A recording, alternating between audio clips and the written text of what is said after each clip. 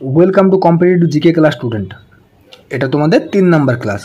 তো দেখো, প্রতিটা ক্লাসে আমি বলি যে তোমরা ক্লাসটি প্রথম থেকে শেষ পর্যন্ত দেখবে, কারণ এখানে আমি কোশ্চেন অ্যান্সারের সাথে সাথে বাকি যে অপশানগুলো আছে সেগুলো নিয়েও আলোচনা করব। ওকে, আর ক্লাসটি শেষে ক্লাসটি তোমাদের যদি ভালো লেগে থাকে তাহলে ভিডিওটি লাইক এবং চ্যানেলটিকে সাবস্ক্রাইব করে দিও। ওকে, চলো বেশি কিছু না বলে ক্লাসটি স্টার্ট করা যাক। যেমন দেখো, কোশ্চেন নম্বর 1 কি বলে দেখো, ফ্র্যাঙ্ক কোন দেশের মুদ্রা? কি আছে দেখো অপশানে? Option A Switzerland, option B Spain, option C Argentina, না অপশান ডি থাইল্যান্ড। তাহলে ফ্র্যাঙ্ক কোন দেশের মুদ্রা? এটা তোমাদের অ্যান্সার কী হবে? না, এটা তোমাদের অ্যান্সার হবে অপশান এ। এক সেকেন্ড, অপশান এ সুইজারল্যান্ড। দেখো আমি আগেই বলেছি যে কোশ্চেন সাথে সাথে এক্সট্রা কোশ্চেন নিয়ে আলোচনা করব। তারপর দেখো, এই যে স্পেন আছে, সুইজারল্যান্ড হচ্ছে ফ্র্যাঙ্ক, তাহলে স্পেনের মুদ্রার নাম কি? প্রশ্ন তো কোনখান থেকে দেখো, জিকে কোনখান থেকে প্রশ্ন আসবে না আসবে কেউ জানে না। তো জিকে যত ডিটেলসে পড়বে তত এক্সামে কাজে লাগবে। ওকে, চলো দেখো স্পেন, তা স্পেনের মুদ্রার নাম কি? না, স্পেনের মুদ্রার নাম হচ্ছে, আমি লিখে দিচ্ছি,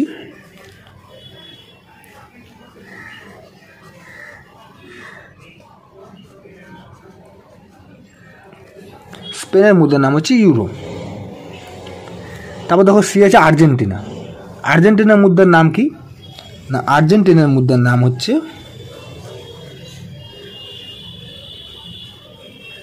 পেসো।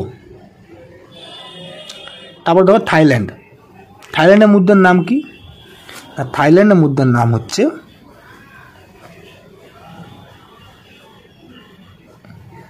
বাট। ওকে, তাহলে ফ্র্যাঙ্ক হচ্ছে সুইজারল্যান্ডের মুদ্রার নাম, ইউরো হচ্ছে স্পেনের, পেসো আর্জেন্টিনা এবং থাইল্যান্ড বাট। ওকে, চলো পরের প্রশ্নে আসা যাক। দেখো কোশ্চেন নাম্বার 2 দেখো কী বলে দেখো কোশ্চেনে, নগরপালিকা আইন ভারতীয় সংবিধানের কত নম্বর তফসিলের অন্তর্ভুক্ত? নগরপালিকা আইন কী বলে দেখো অপশানে? অপশান এ নবম, অপশান বি দশম, অপশান সি একাদশ, না অপশান ডি দ্বাদশ। তো তোমাদের অ্যান্সার কী হবে? কত নম্বর তফসিলে নগরপালিকা আইন? না, এটা তোমাদের অ্যান্সার হবে অপশান ডি। এক সেকেন্ড, অপশান ডি দ্বাদশ।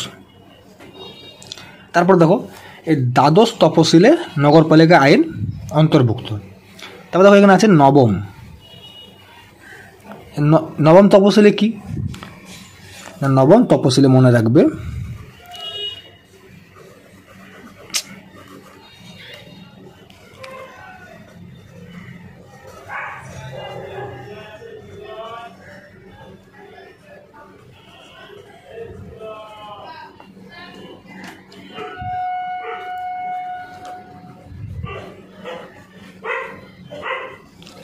ভূমি সংস্কার আইন।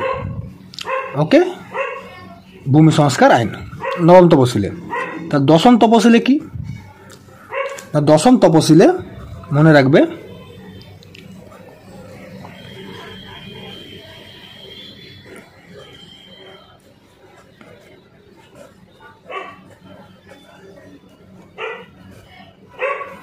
দলত্যাগ বিরোধী আইন।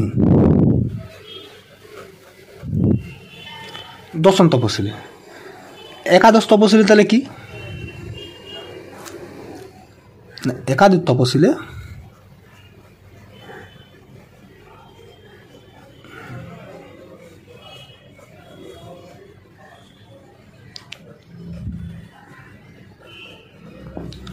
পঞ্চায়েতি আইন। ওকে, আর দ্বাদশ তপশিলে নগরপালিকা আইন। তো তোমাদের দেখো আগেই বললাম যে জিকে কোনখান থেকে কোশ্চেন আসবে কেউ কিন্তু বলতে পারে না। তো যত তোমরা এক্সট্রা ডিটেলসে পড়বে তত এক্সামে কাজে লাগবে। তো চলো ক্লাসটি তোমরা শেষ পর্যন্ত দেখো। ওকে, চলো পরের প্রশ্নে আসা যাক। দেখো কোশ্চেন নম্বর 3 কী বলে দেখো, যে কোন প্রণালী ভারত ও শ্রীলঙ্কাকে বিভক্ত করেছে? কোন প্রণালী?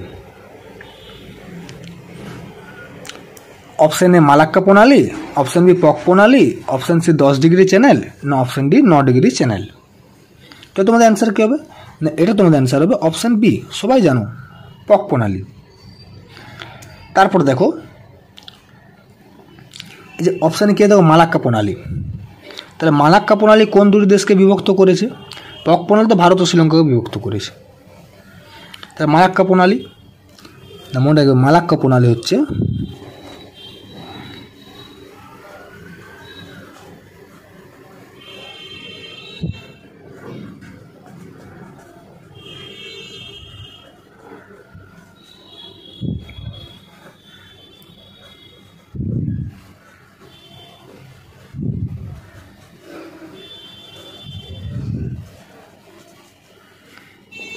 মালয়েশিয়া ও ইন্দোনেশিয়া। ওকে, মালয়েশিয়া ইন্দোনেশিয়াকে। তার সাথে সাথে মনে রাখবে এই যে মালাক্কা প্রণালী, আমি এখানে লিখে দিচ্ছি, এটি হচ্ছে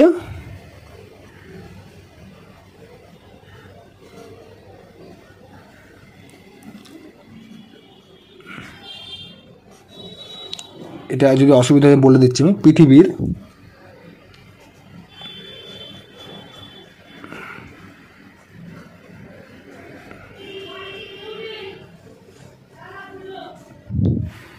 এই মালাক্কা প্রণালী হচ্ছে পৃথিবীর দীর্ঘতম প্রণালী। ওকে, এটা অসুবিধা হয়ে গেলে তোমরা বুঝে নিও, এটি মালাক্কা প্রণালী পৃথিবীর দীর্ঘতম প্রণালী। আর এটি কোন দুটি দেশকে বিভক্ত করেছে? না মালয়েশিয়া ও ইন্দোনেশিয়াকে। পক প্রণালী ভারত ও শ্রীলঙ্কাকে। তারপর দেখো এখানে আছে যে 10 ডিগ্রি চ্যানেল, 10 ডিগ্রি চ্যানেল, এটা কোন দুটি দেশকে বিভক্ত করেছে বা কোন দুটি রাজ্যকে? তো মনে রাখবে এই যে 10 ডিগ্রি চ্যানেল, এটা হচ্ছে তোমার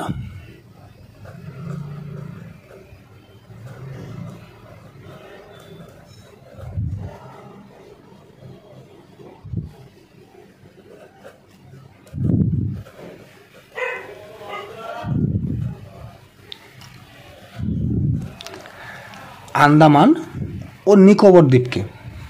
ওকে, তারপর দেখো 9 ডিগ্রি চ্যানেল, 9 ডিগ্রি চ্যানেল, এটা পৃথক কাদিক করেছে 9 ডিগ্রি চ্যানেল। না 9 ডিগ্রি চ্যানেল হচ্ছে তোমার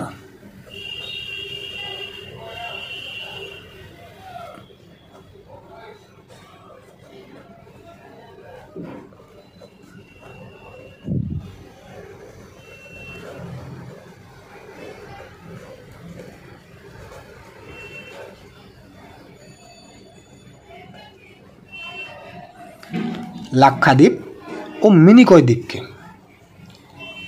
ওকে, আর পক প্রণালী ভারত ও শ্রীলঙ্কাকে। তো চলো পরের প্রশ্নে আসা যাক। দেখো কোশ্চেন নাম্বার 4 কী বলে দেখো যে মাইটোটিক দশার কটি ভাগ? কটি ভাগ? অপশন এ 2টি, অপশন বি 3টি, অপশন সি 4টি, না অপশন ডি 6টি। তা মাইটোটিক দশার কটি ভাগ? না এটা তোমাদের অ্যান্সার হবে অপশন সি 4টি। তো কি কি এই 4টি কি কি আমি লিখে দিচ্ছি এখানে, এই 4টি যে মাইটোটিক 4টি ভাগ, এখানে আমি একটা অ্যারো দিয়ে করে দিচ্ছি, ঠিক আছে?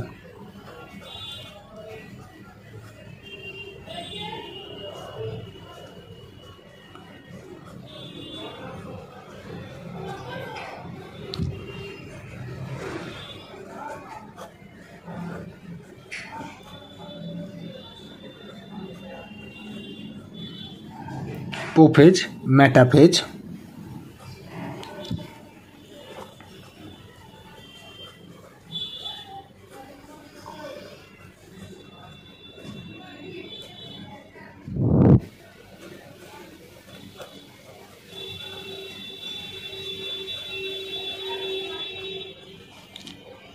চারটি ভাগ, প্রোফেজ, মেটাফেজ, অ্যানাফেজ আর টেলোফেজ।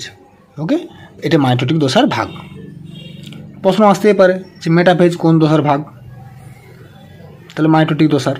ওকে, তো এখানে তো সেরকম অপশানে আর কিছু নেই, তো চলো পরের প্রশ্নে আসা যাক।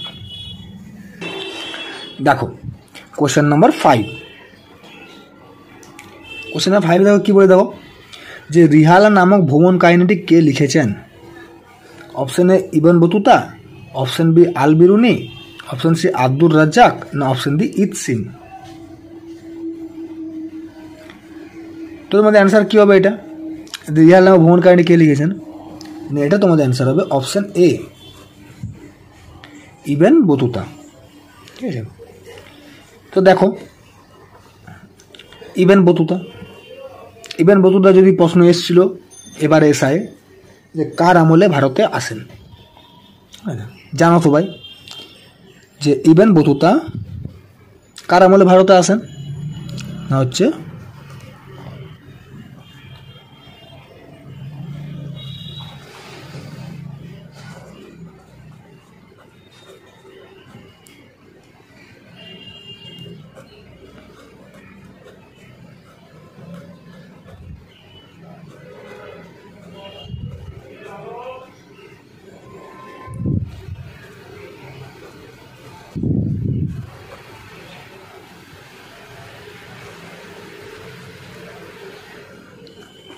এই যে ইবন বতুতা মোহাম্মদ বিন তুগলকের আমলে ভারতে আসেন। সালটা কত ছিল? না সালটা হচ্ছে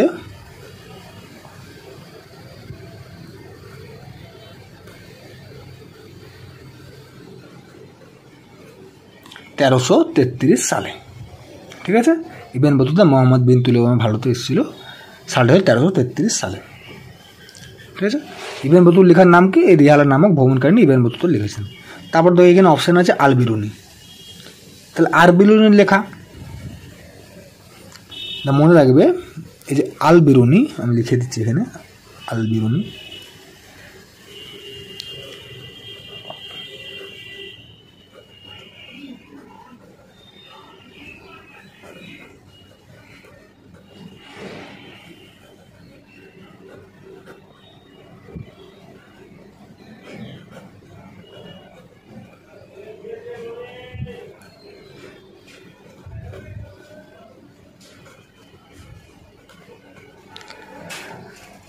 কিতাবুল হিন্দ বা তহকিকে হিন্দ, এটা আল বিরুনি লেখা।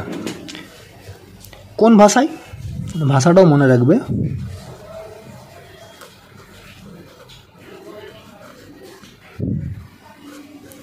আরবি, আরবি ভাষায়, আরবি ভাষায়। ঠিক আছে, কিতাবুল হিন্দ বা তহকিকে হিন্দ। তারপরে দেখো এই যে ইত সিং,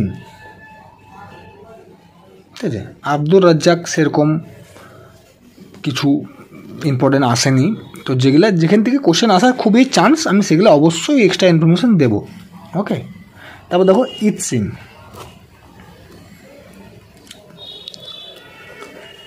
ইত সিংয়ের লেখা বইটির নাম হচ্ছে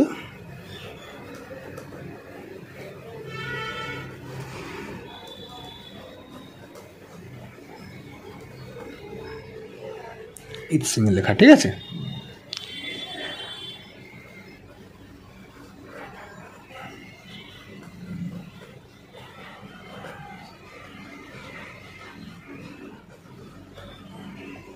সমুদ্রপথে ভ্রমণের বিবরণ, বইটি কে লিখেছিলেন?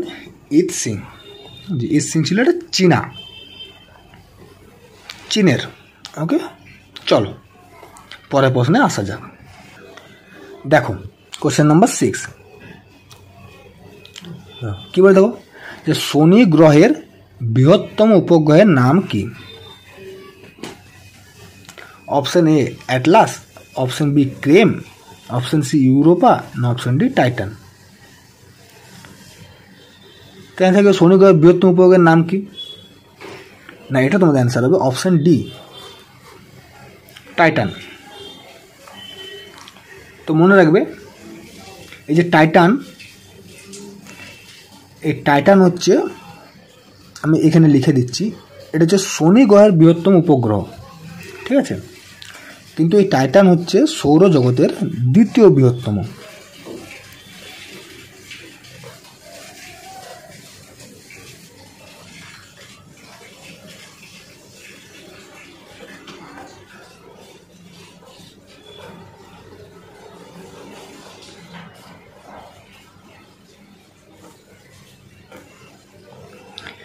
সৌরজগতের দ্বিতীয় বৃহত্তম হচ্ছে টাইটান।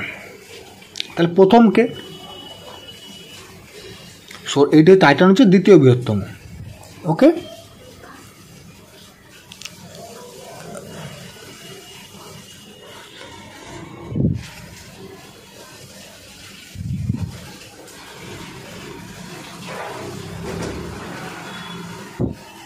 প্রথম হলো গ্যানিমিড। গ্যানিমিড, টাইটান হচ্ছে দ্বিতীয়, গ্যানিমিড হচ্ছে প্রথম। কার জানো, বুঝতেই পারছো।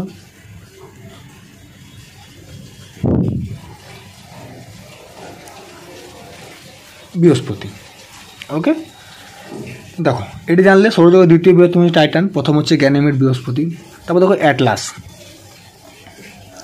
অ্যাটলাস কোন গ্রহের উপগ্রহ? না, অ্যাটলাস হচ্ছে শনি,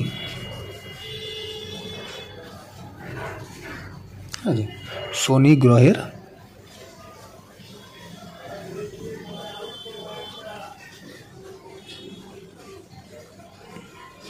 উপগ্রহ। ওকে, তারপরে ক্রেম। ক্রেমটা হচ্ছে অ্যাকচুয়ালি বলতে গেলে কৃত্রিম উপগ্রহ, মানে বানানো, কৃত্রিম, ঠিক আছে।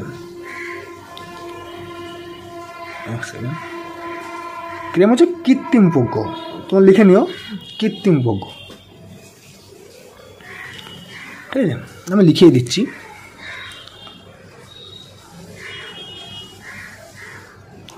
কৃত্রিম উপগ্রহ, কৃত্রিম উপগ্রহ। তারপরে এই যে ইউরোপা। ইউরোপা কোন গ্রহের উপগ্রহ? আমি আর উপগ্রহ লিখছি না, আমি গ্রহের উপগ্রহ লিখছি, যেহেতু এখানে লিখে দিচ্ছি অ্যাটলাস শনি গ্রহের উপগ্রহ, এই হচ্ছে কৃত্রিম। তো এটা তোমার ইউরোপা হবে, ইউরোপা হবে।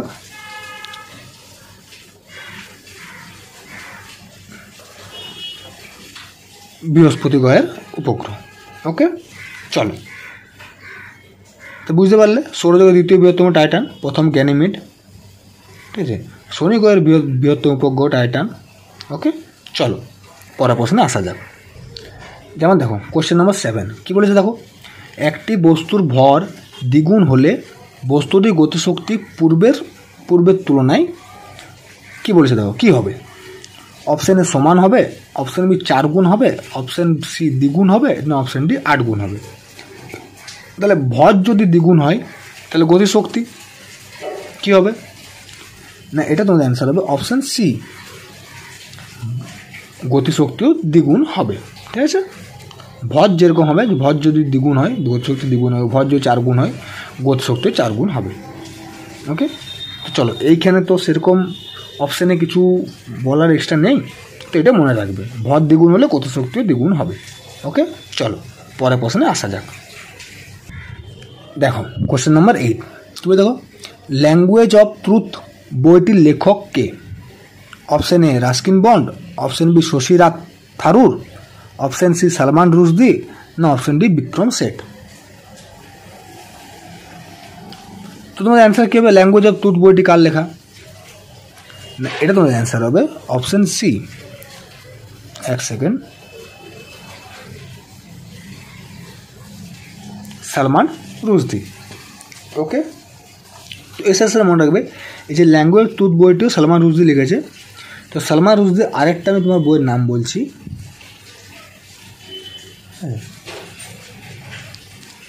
সালমান রুশদি আরেকটা বইয়ের নাম বলছি, আমি ইংলিশে লিখে দিচ্ছি, ঠিক আছে।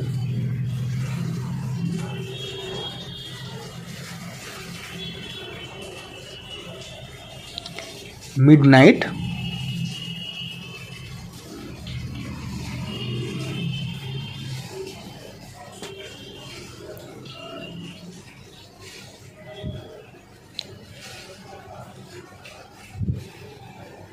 মিডনাইট চিলড্রেন, ঠিক ঠিক আছে। এই মিডনাইট চিলড্রেনটির জন্য তিনি বুকার প্রাইজও পেয়েছিলেন, মনে রাখবে।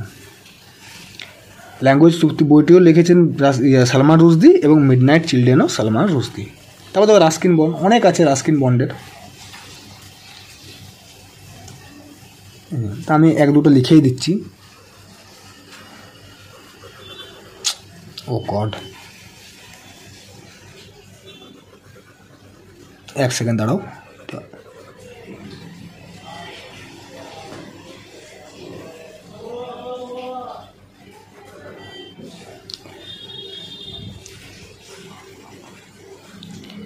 দেখো রাস্কিন বন্ডের লেখা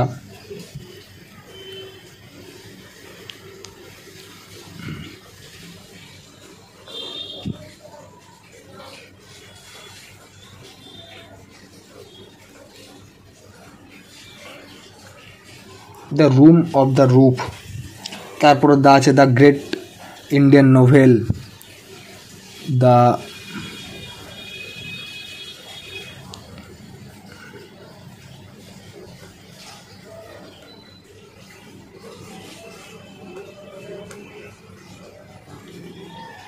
আরও ইত্যাদি ইত্যাদি আছে। তারপরে যেমন দেখো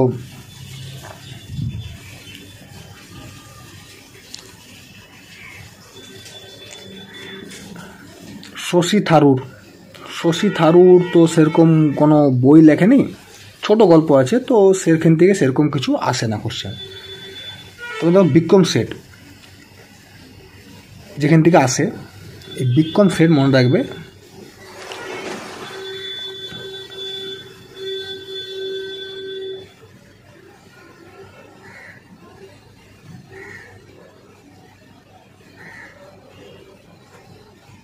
এ সুটেবল বয়, তারপরে একটা আছে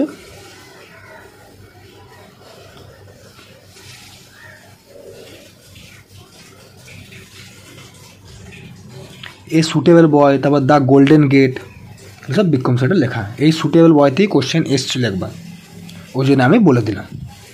ওকে, তো ল্যাঙ্গুয়েজ টুথ বইটি কার লেখা? সালমান রুশদি। সালমান রুশদি মিডনাইট চিলড্রেন, এটা এই মিডনাইট চিলড্রেন থেকে বুকার প্রাইজও পেয়েছিল, মনে রাখবে। যদি প্রশ্ন আসে সালমান রুশদি বুকার প্রাইজ কোন বইটির জন্য পেয়েছিল, তো এবার ডিটেলসে জিকে করে রাখাটা খুবই জরুরি। ওকে, চলো পরের প্রশ্নে আসা যাক। দেখো কোশ্চেন নম্বর 9, কি বলে দেখো, এশিয়ার প্রথম কোন মহিলা ইংলিশ চ্যানেল পার হন? এবারে এসআই কিন্তু আসা, ইংলিশ চ্যানেল পার হন। Option A Rama Chowdhury, option B Sarala Roy, option C Arati Saha, না option D Ranu Ghosh. Answer কী হবে এটা? নেক্সট তোমাদের অ্যান্সার হবে অপশন সি আরতি সাহা। সালটা কত সাল মনে রাখবে? সালটা হচ্ছে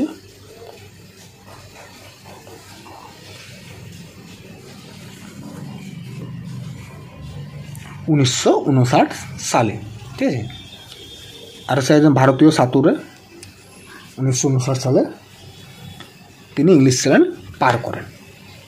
ওকে, তো চলো এখানে তো দেখো এখান থেকে সেরকম কিছু কোশ্চেন অ্যান্সার নেই, তো চলো পরের কোশ্চেনে আসা যাক।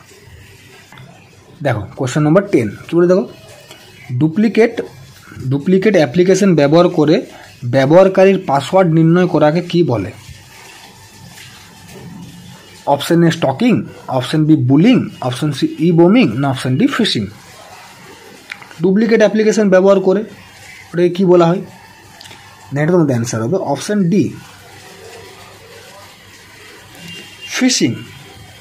ওকে, তাও স্টক করা, বুলিং জানো, বুলিং করাই ঝামেলা করা আর করা, ঠিক আছে। আর ফিশিং হচ্ছে ডুপ্লিকেট অ্যাপ্লিকেশন ব্যবহার করে, ফিশিং অ্যাপ্লিকেশন। ওকে, তো চলো আজকের মতো এখানেই। ক্লাসটি তোমার যদি ভালো লেগে থাকে তো ভিডিওটি লাইক এবং চ্যানেলটিকে সাবস্ক্রাইব করে দেবো। আমি প্রতিটা ক্লাসেই এভাবে এক্সট্রা ইনফরমেশান দিয়ে ক্লাসগুলো করাবো। ওকে, চলো আজকের মতো এখানে।